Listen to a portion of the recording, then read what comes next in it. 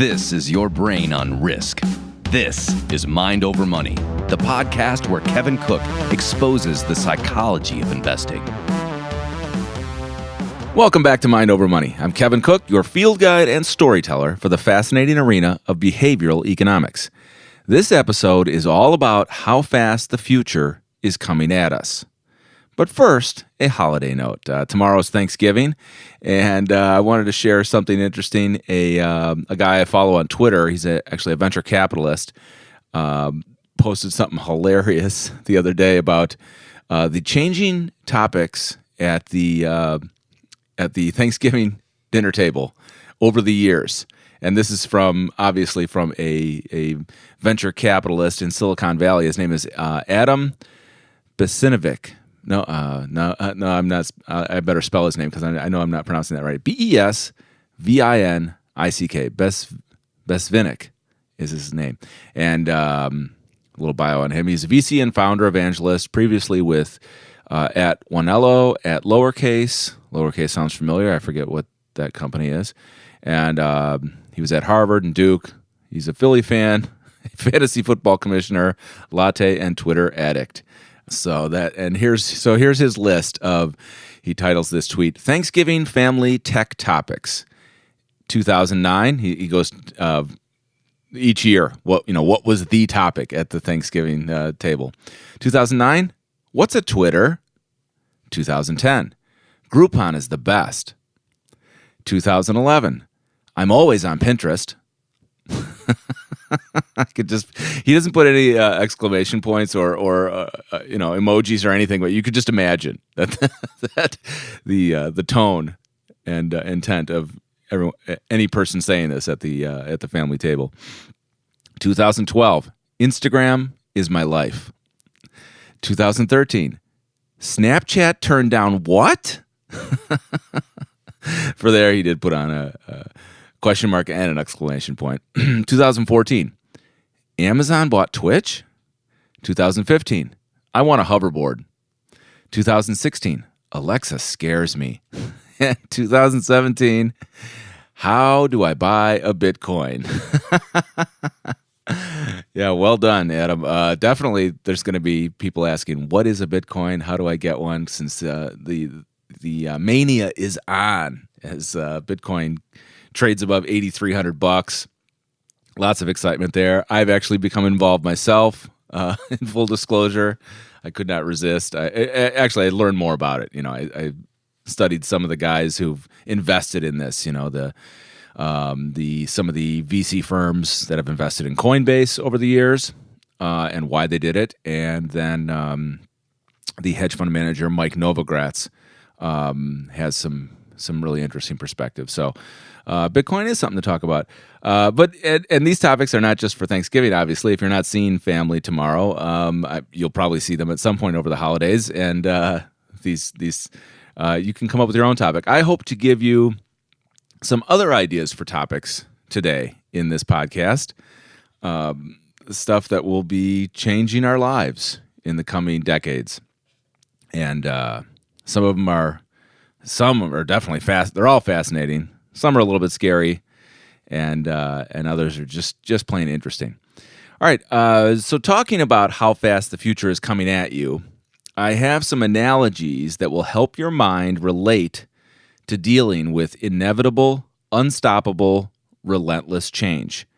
And the analogies I like to use all have to do with winter sports. And so think about if you learn to alpine ski, downhill skiing, or maybe you're a snowboarder. I snowboard, or you ice skate, and I mean competitive, or you've learned to do a few tricks on ice skates, which is different than just skating. I mean, what all of these have in common, I think, is that you have to overcome fear and commit somewhere in the middle of that action when you're fighting gravity, or you're going to get hurt. And I think if you are a skier, a snowboarder, or have done any kind of competitive or freestyle skating, you know exactly what I'm talking about. There's that when you're first learning, your coach or whoever has to get you to just take a chance, just do what I'm telling you, and you won't fall over, or you'll be able to make that turn. Carve a turn on skis or snowboard, or do a jump on ice skates. It's all the same. You have to commit or you get hurt, because gravity doesn't care. It's gonna take you down one way or another. So you either learn to work with gravity and overcome that fear, take the chance, learn the skill, be artful with gravity, so to speak, or it hurts. Another analogy I have that is not a winter sport is an old hobby of mine, and that's flying an airplane. In flying an airplane, there's not as much physical skill involved, but there's definitely this mental commitment aspect where you have to, listen to your instructor about how to do something and how quickly you need to react in a situation. And one of the best examples is when you are on an approach for landing. If something should go wrong with that approach for landing, either another aircraft suddenly on the runway, or the landing gear has malfunctioned and you just realized it, you have to do what's called a go-around. So there's no half landing an airplane, because half of a landing is actually a crash. So you have to make a quick decision. Okay, full power on, we're going around, and make sure you don't stall when you're only 50 feet off the ground. So that's my analogy for committing when things speed up. You need commitment, and that's going to be our theme today as we begin to talk about exponential change. So I've talked before about the book Bold by Peter Diamandis and Stephen Kotler. Diamandis is friends with the futurist Ray Kurzweil, who describes the advance of science and technology with the word exponential. And so that's why in the book Bold, Diamandis and Kotler describe 6 exponential technologies. They are robotics, infinite computing, which is lots of different things. It's not just the cloud. It's high performance computing in research labs, corporations, where they can calculate billions of pieces of information in seconds, and what that allows them to do with that technology. Number 3, synthetic biology. Now this would be things from biotechnology, also advanced, things that you're not seeing every day, but you're probably imagining or hearing about, growing new fingers, limbs, organs, that kind of thing. 4th technology is artificial intelligence all around us. And the 5th is networks and sensors. So picture, you hear the Internet of Things. Well, if everything has its own sensor, what kind of network does that create, and what kind of intelligence does that create? What kind of capabilities, and also what kind of problems? And we're gonna talk about one of those today. And the 6th technology is 3D printing, which is pretty exciting. I don't know many people who have one of the their own home 3D printer and making objects at home, but corporations are using them to innovate the way that they make parts and machine tools and that sort of thing. So, the possibility. Actually, I met a young college student a couple weeks ago at a library who is going into biomedical engineering, and he's fascinated with the possibility of 3D printing new human parts, and then also embedding them with stem cells so that they can really become part of your body. So a lot of cool stuff there. So, and virtual reality and augmented reality would definitely fall in between 3 of these, somewhere in between infinite computing, artificial intelligence, and networks and sensors. So to grasp why we would call these exponential technologies, think of, the things in your lifetime that have rapidly changed your work or your parents' work, travel, education, and entertainment, from amazing computing tools and super advanced cars. I've been driving cars for 35 years, and I get in some of these newer ones, and I really sometimes feel like I'm in this rocket ship with all the stuff it can do. It's like an airplane. To on-demand videos and programming on just about every topic you could want to learn or just be entranced by. Now, you might be wondering why I didn't mention the smartphone and its dramatic impact, not only on economics, but on our behavior. I'll get to that exponential technology in a minute. First, I want to honor another futurist ahead of his time. That seems like redundant, right? A futurist, by definition, should be ahead of his time, but some of them are better than others. And the one I want to mention is the late, great Alvin Toffler. For you youngsters who don't know the Tofflers, let me read this excellent intro from Wikipedia. Alvin Toffler, born October 1928. We lost him on June 27th of 2016, so not too long ago. He was an American writer, futurist, and businessman known for his works discussing modern technologies, including the digital revolution and the communication revolution, with emphasis on their effects on cultures worldwide. Toffler was an associate editor of Fortune magazine. In his early works, he focused on technology and its impact, which he termed information overload. In 1970, his first major book about the future, Future Shock, that was the title of the book, Future Shock, became a worldwide bestseller and has sold over 6 million copies. He and his wife, Heidi Toffler, who collaborated with him for most of his writings, moved on to examining the reaction to changes in society with another best-selling book, The Third Wave, in 1980. In it, he foresaw such technological advances as cloning, personal computers, the internet, cable television, and mobile communication, and others. His later focus, via their other bestseller, Power Shift, published in 1990, was on the increasing power of 21st century military hardware and the proliferation of new technologies. All right, so that was from Wikipedia on the Tofflers. So I'm really interested to find out what Alvin and Heidi were thinking even 5 years ago when Google, Apple, Amazon, Facebook, and Chinese web giants like Alibaba were either surpassing or on their way to surpassing the size of General Electric, Microsoft, Intel, and IBM. You know, I wonder were they ever surprised or simply amazed at the way the internet created massive wealth and massive disruption in industry after industry in such a short time. I imagine that they probably were surprised and amazed at some of the way some of their predictions unfolded. But they also understood the exponential nature of these changes and the compound growth of wealth that could feed new innovation, especially in the R&D labs of these new nation states of the cybersphere. I've talked before about the R&D labs at Google and Facebook, and you know these they're spending money, and Apple obviously they're spending money to create the future. So everyone can grasp the exponential advance of population.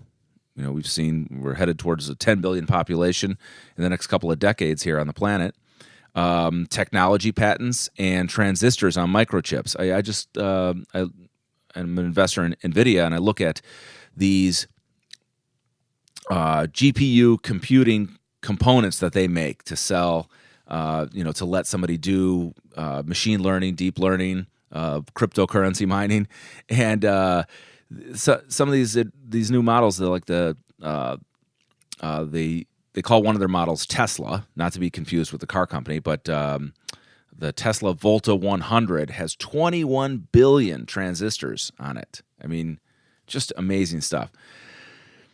So we're aware of this kind of thing, but you have to ask yourself, if even the smartest futurists like Toffler and Kurzweil could only get about half of their predictions right, how can you or I really know what's coming and in what time frame and in what combinations? So I think we have to be prepared for a world 10 years from now that could be very different from the one even 5 years ago. I have some perspective and a personal story that may help. Now, so this is where the smartphone comes in. You know, what an amazing tool. And what you hold in your hand with your smartphone is, 10 times more powerful than a computer of 10 years ago, and what you have access to with apps and whatnot. So, but there is a problem. There's a dark side of this, and that's kids getting lost in their phones. And we see it all the time. If somebody hands their 10-year-old a smartphone, I mean, it may not be the best decision for that family or that kid. And there are probably a lot of cases where it turns out terrific. A kid who's really interested in learning. But if kids are spending all their time in social media, and then that's their social world, and it sort of becomes a drug, you could see the downside there. What can you do? I have a daughter who's going to be 13, and I'm holding off on getting her a smartphone. I told her when she was 14, and I'm wondering if even that's too soon. I mean, she loves to read, and I don't want to kill that. So I'm sure many parents are frustrated and at a loss because a phone has taken over their child's brain, so to speak, and they probably see no way out. But there is hope, I'm here to tell you. So my story is from the early 1990s, when I was sort of anti-technology. And we're going to take a quick break here, and I will tell you why I was anti-technology and what changed my mind in 1992. I'll be back faster than you can spell Luddite.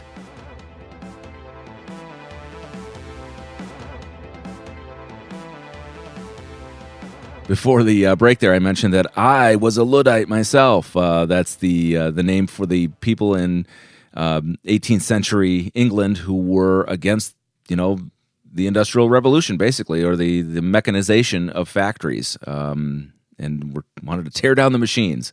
I forget where the name comes from, but it's spelled capital Luddite. So why was I anti-technology? Well, just this, I was a philosophy major. That's the major you pick when you don't really know what you want to do.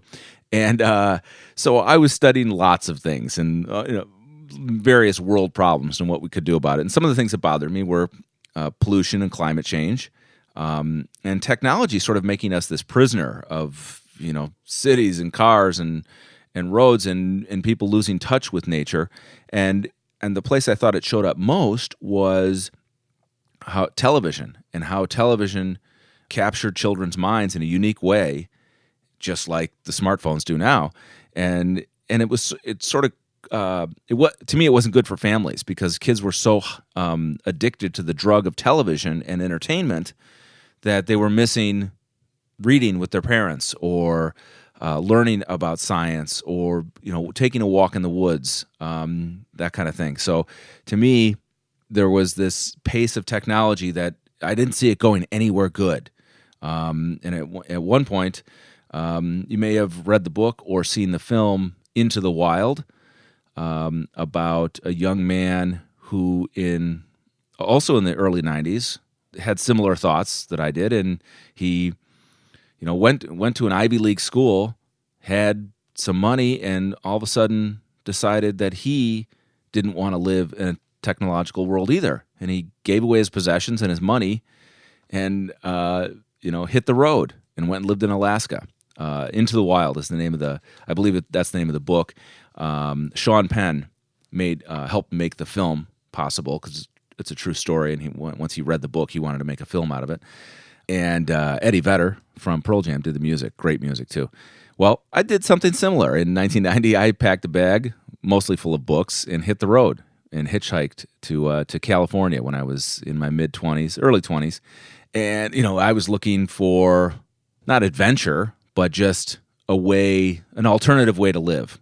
So I had the names and contacts of some people at some different alternative living environments, in the woods in Northern California, communes, if you will. And, I thought, well, until I figure this out, this is what I need to do, get away from technology and society. But I sort of woke up from that nightmare because it didn't work out so well for me. When you see the film Into the Wild, you'll see it didn't work out so fantastic for that young man, but maybe he lived his dream the way he wanted to, and I just lived to tell. And what kept me from pursuing this anti-technology fantasy was that I just kept reading. I just kept going to the library and learning all I could, and I found books by futurists, like Toffler and others. And all of a sudden it hit me, reading dozens of books at a time, which was like my way of doing things, was that technology was unstoppable because it's what we are as human beings. That's what we do. We invent, we create, we innovate, and it's just part of our DNA and our culture. It's not like humans 200,000 years ago were doing a lot of inventing, but nowadays we stand on the shoulders of all the humans who came before us, and we are given amazing tools, and we say, what could I create with this? So now we're talking about technology that would even surprise Alvin Toffler, and we do it standing on the shoulders of those before us. So that's the key insight for me, is that technology and innovation are unstoppable, inevitable, and relentless because it's who we are. It's in our DNA to create and invent and change. And anytime we create something new, it'll create a new problem, but we're also, we're all in this together. We're creating problems, we're creating solutions that have new problems, and right, as that wave rolls over, there's new solutions. And it's just, there's no other path for us to be on. But on this note, I found a great book last week looking at the future, but it was, I'll tell you the title. The title is Warnings. And it's you think, wow, do I want to read this book? Warnings about the future. Are these people Luddites? Are they gonna share their dystopian views of the world? But I gave the book a chance. The subtitle is Finding Cassandras to Stop Catastrophes. So a little play on a little alliteration there with the C's. Finding Cassandras to stop catastrophes. But they talk about real catastrophes and real Cassandras, people that, intelligent people in a given field who were pounding the table trying to warn us about something before it happened. The book is by Richard A. Clarke and R.P. Eddy, and both of these guys have worked in a White House administration, either around national security or cybersecurity. So Richard Clarke, I think, was sort of his own Cassandra, some have called him, for warnings about terrorism and events that happened before 9/11. He'll say, hey, I didn't predict 9/11. I just said here were some things I saw developing in the 1990s, and he did try and warn Defense Department, FBI, CIA, and it wasn't listened to. Let me just read a little bit about what the book's about. Warnings is the story of the future of national security, threatening technologies, the U.S. economy, and possibly the fate of civilization. Obviously, Cassandra is from Greek mythology, cursed by her ability to see the future, and destined to be ignored. Here's one book review I want to read, just a quick one. As someone whose dire predictions about Russia and Vladimir Putin were largely ignored until it was too late, I feel great sympathy for the other Cassandras portrayed in this remarkable book. In Warnings, Clarke and Eddy turn mythology into sociology and anecdote into analysis in a way that is both enlightening and important for averting catastrophes. And that was Garry Kasparov, world chess champion, who obviously felt he was a Cassandra, a warning about Russia and Putin. So let me just run through the table of contents so you can see how they structure this book. So the first half of the book is the missed warnings, and then I'm going to read a few of the current warnings. So the missed warnings are things like Hurricane Katrina. There must have been some scientists warning about those dangers. The rise of ISIS and Madoff's Ponzi scheme. Definitely some Cassandras there, I bet. In fact, I wrote an article about how bad behavior like that would just keep happening, although, of course, I didn't know anything about Bernie Madoff. And somebody even predicted the 2008 recession. We know a few of those people in markets here. All right, and then the current warnings, some of them are about artificial intelligence, pandemic disease, sea levels rising due to climate change, a nuclear ice age warning, a meteor strike, and I'm going to read a little bit from a couple of them here. And the first one is the biologist giving a current warning about gene editing. And this is something I'm a little bit familiar with because I'm an investor in one of the latest companies to do gene editing. Dr. Jennifer Doudna was raised in Hilo, Hawaii, a small, rainy seaside town on the biggest, but one of the most sparsely populated islands in the chain. Doudna moved there with her family after her father took a job as an English professor at the University of Hawaii. Bookish from an early age and surrounded by tropical plants and animals, she developed an intense fascination with how the world works. What were the processes responsible for the abundant life around her? From rainforest mushrooms to tide pool seashells, that fascination continues to drive her career to this day. My dad loved books, and he loved reading about science, she told us when we sat down in her office at UC Berkeley, where she is a professor of biology and manages a huge laboratory. He would buy books and throw them on my bed. Early on, I was probably in about 6th grade or so. One of them was The Double Helix. I remember reading it and being just stunned that scientists could devise experiments to figure out something like the structure of DNA. It was mind-blowing to me as a kid. From then on, it wasn't enough just to observe nature. I wanted to know the chemicals that were in there. What's the difference in the DNA that made, for example, one mushroom different from another? Professor Doudna laughed, recalling the memory, and it was clear that the spark of scientific wonder first realized in those early years remains just as strong today. Coupled with the knowledge that you can do experiments to understand these chemical differences, I thought, yes, I want to spend my life doing that. Beside a striking view of San Francisco Bay, the walls and shelves of her office are filled with awards, accolades, and memorabilia that would serve as the enviable record of any successful scientist's career. But the 51-year-old is nowhere near retirement. Her career a relentless crescendo of scientific discovery. In 2016, she's one of the world's most famous scientists. Many believe her discovery of CRISPR will send her to Stockholm to win a Nobel Prize. And just to break the suspense here, CRISPR stands for Clustered Regularly Interspaced Short Palindromic Repeats. That's a complicated name for what Doudna and some of her colleagues discovered about the human genome. And they came up with a way of editing the genome that she basically describes as software. So back to this chapter. Professor Doudna's early interest in science became an academic passion, which was guided by mentors and peers toward a deeper interest in biochemistry. First at Pomona College, she worked in the lab of Sharon Panasenko, her undergraduate advisor, whom Doudna credits as a strong female role model in science. She later completed her PhD at Harvard under Jack Szostak, who went on to share the 2000 Nobel Prize for his work in genetics. There, Doudna developed a fascination for RNA, the close relative to its more famous genetic cousin, DNA.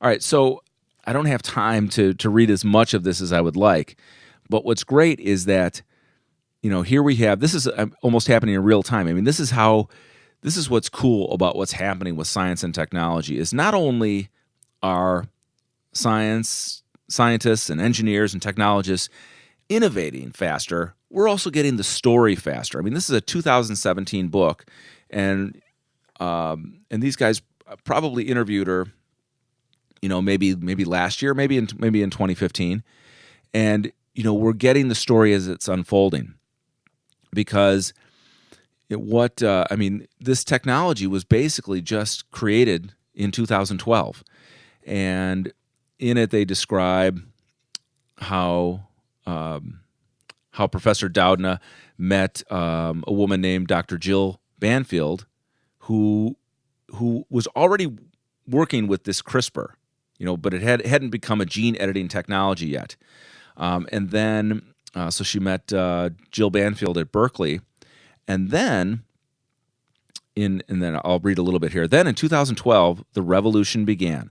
Professor Doudna had been approached by Dr. Emmanuel Charpentier, a microbiology at a microbiology conference the year before. So Doudna calls herself a biochemist by training, and Charpentier is a microbiologist. And when they met, they got really excited about the possibilities of working on CRISPR together. And basically, these two women are credited with the invention of the technology to do gene editing with CRISPR. And it's just some really incredible stuff. Now, why Professor Doudna is featured in this book, Warnings, is because that's exactly what she's doing. As much as she is fascinated with the science and probably grateful that she was able to discover what she did along with some colleagues, she also sees the possibility of this gene editing technology being misused. And that is a much more complicated subject, one we don't have time to get in today, because I wanted to share one more chapter from warnings. But I highly suggest that you go on YouTube and just type in Jennifer Doudna. Last name is spelled Doudna, Doudna, and see some interviews with her. Dan Rather interviews her. She gives a TED Talk. There's a really good one here from 2015, and it's under a page called iBiology Science Stories. Jennifer Doudna, UC Berkeley, Genome Engineering with CRISPR-Cas9, it's a 16-minute video, and she's standing there explaining the CRISPR-Cas9 technology, and it's just so cool to be, we're in the middle of this revolution now. And the company I own that she helped start is Editas Medicine, and the stock symbol is EDIT. And I don't know if she's still involved with the company, but Editas is an outgrowth of her work. And another company that Dr. Emmanuel Charpentier is involved with is called CRISPR and has the stock symbol CRSP. And both of these companies just became public in the last 18 months, and they may be competing to see who can first commercialize the CRISPR-Cas9 technology. We may not see meaningful results from them for another 2 years, and there could be a patent dispute.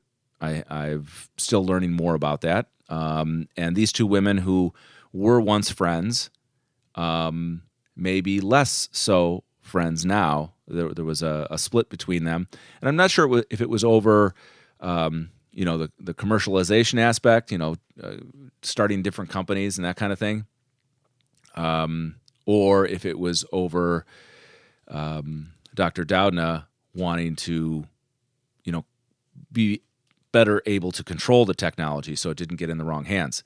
In either case, Wall Street was quick to help both of these companies go public because they see the potential for gene editing. So it'll be good to learn more about Doudna's warning. Okay, shifting gears here. The other Cassandra that I want to talk about comes from a chapter they title The Engineer, the Internet of Everything. So let me just read a little bit from this one. "'Twas the night before Christmas, 2015, and Dick was planning to smoke a fresh hunk of venison for the next day's dinner party. He instinctively picked up his iPhone to check his email. That was a mistake. Most people had stopped their usual chatter to settle in for the holidays, but not Joe Weiss. The email he sent could have had the subject line, 'I told you it would happen.' Instead, it was simply Ukrainian electric grid attacked." Okay, so when they open this, the Dick they're referring to is the author here, Richard Clark, who knows this engineer named Joe Weiss. Okay, Ukrainian electric grid attacked was the text he got. After reading his message, Dick put aside the venison for a bit and spent the next hour on the web verifying what Weiss had written. As usual, it seemed he was right. Weeks later, U.S. intelligence and the Department of Homeland Security came to the same conclusion. The small Ukrainian city of 250,000 people in the foothills of the Carpathian Mountains looks like a mixture of The Sound of Music and Dr. Zhivago. Although in Ukraine, it is just a short drive from Hungary, Slovakia, Poland, or Romania. Its streets and squares are dotted with American, Greek, Ukrainian, Armenian, reading too fast here.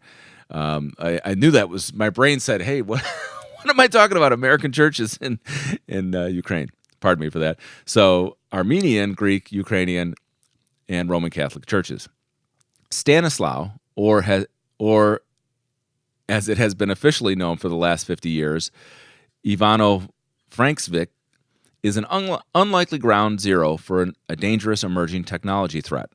The prior evening, the Christmas lights had shut off throughout the entire city. In fact, all the lights went out, as did all the electricity.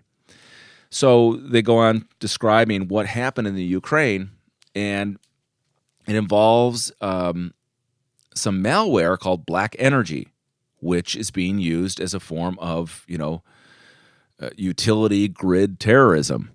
And I think it was a little bit of back and forth revenge between Russia and the Ukraine.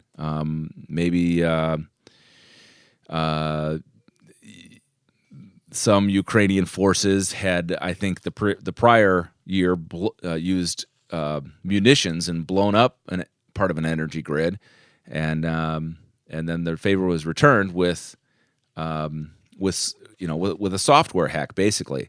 So, the Internet of Everything. You're probably familiar with the Internet of Things. We talked about it a little bit, but the Internet of Everything. I mean, that's when multiple devices and layers of complex technologies are connected, and what that makes possible for disrupting a system. Sending a large city into a blackout could create a lot of problems, obviously. So it's its own, could potentially be its own form of terrorism. But I mean, that's just one example. You think about, is it possible to disrupt a bank, the financial system, the government, with everything being so connected? And just in this little world of cryptocurrencies, it seems like we hear about a new hack every day where somebody's losing money. So I just wanted to introduce this book to you. It's not the happiest reading, but again, my perspective is that the future is already coming at us this fast, and it's exponential. So it's a curve that starts going straight up almost, and it's coming anyway. So we've just got to find ways to deal with it. So whether that's leaning into gravity or taking a leap, but the more we learn, the better off we are, because it's not waiting. So whether it's an advanced medical technology that might scare some people, or just the latest gadget. And the thing about the smartphone is, picture this. I could make a prediction right now and be so bold as to say 5 years from now, no one will carry a smartphone. Now you say, well, how can that be possible? Well, there could be new technologies that totally replace the smartphone, and whether that's a chip, that goes behind your ear and allows you to create augmented reality in front of you, or on your hand somehow. So obviously all these technologies are accelerating together. I mentioned the top three from the book Bold, infinite computing, artificial intelligence, and networks and sensors, and that those combine to help us create virtual reality and augmented reality rather. The possibilities are almost limitless, and these things advance exponentially. So maybe it's more realistic to say maybe in 10 years you won't carry a smartphone. You may carry something much simpler, but here's one piece of research that I've been quoting lately a lot, and that's from Bank of America. They're doing a study just on augmented reality, or what they sometimes call artificial reality, that these areas are going to grow so fast that they attribute $5 billion in company sales in 2016 to the augmented reality space, and they think that that's going to grow over 30 times in 2020 to $160 billion. So that's serious business. And some people I read think that Apple is going to own several waves of innovation there. And Google took a stab at it with Google Glass a couple years back, and it didn't pan out the way they wanted to. But I'm sure that in their labs they're working on it too. And we know Facebook is working on stuff with VR, probably also with AR. So these are the types of things that are going to replace that handheld phone experience, which seems so limited when you watch. My vision is for how augmented reality can change education. To be able to take a kid who not everyone likes to look at a flat piece of paper with letters and symbols on it and learn that way. Some kids need to experience things, touch them, see it in 3D, manipulate it, hear a story, so that's one way that AR is going to completely change education. Oh, another good place to learn about Jennifer Doudna is in a Guardian article. If you look at the Guardian, all their articles are free, so check that out. So wrapping up here, I'm just looking at my notes. There was one other person I really wanted to share from this book. I won't read too much, but Lori Garrett has a chapter in here about pandemic disease, and she's actually a journalist, but she was trained as a scientist. So she was trained in the life sciences and then became a journalist because it was just an interesting path that took her that way, because it gave her a chance to see the world and speak about things, because she was such a good speaker, explaining complex scientific concepts. So she's the Cassandra for pandemic disease, and that's obviously another form of potential terrorism, is somebody manipulating biological agents and using them in a weapons-based way, or something just getting out of a lab that shouldn't. I'm reminded of, I read, Dan Brown, the author of the Da Vinci Code. One of the next books in that series is called Inferno, and that's a great read about what a twisted mind might want to do with a biological weapon. All right, just taking a look at my notes here, seeing if I forgot anything else. I've talked before about books looking at the future, like Homo Deus from Yuval Noah Harari, and I see that his book on some list, like Time Magazine or something, it's like one of the top 10 books of 2017. I'm listening to it on audio right now. Homo Deus, highly recommend it. That's another stark look at the future, where the wealthy will be able to afford not only biological enhancements but brain enhancements, and create themselves as superhuman. So that's sort of his dark dystopian thing. Whereas Warnings is more, it's more like what's right in front of us, this year and in the next 5 to 10 years, that a potential Cassandra could give us something to listen to. All right, we've talked about a lot of great stuff here. So, the future's coming at us so fast. I think we have to think fast and read fast too to catch up with all this technology, and just try and be ahead of it, even just for your own career or your kid's career. What are you going to study in college? How adaptable do you want to be? Do you want to have a skill set that lets you, move around in whichever, if let's say you're an engineer, how would you need to move around career-wise as technology changes what is demanded of engineers, or doctors, or lawyers or accountants if we still need them. All right. Great discussion here. Shoot me an email if you're interested in learning any more about some of these books I've mentioned or authors, kcook@zax.com. And Internet of Things stocks that I didn't mention, I've always been an investor in Skyworks Solutions, symbol SWKS. They make more of the actual RF chips that are going in, all these billions of devices that will allow you to not only transmit and receive information, but possibly also be tracked in your activities. And then some cybersecurity stocks. I'll put some of those in the article on the Zax site. So if you read the podcast, or if you find the podcast on the Zax.com website, I'll put in some more of the relevant companies in these spaces. All right. Thanks for joining me. Have a great holiday, and we will talk to you soon.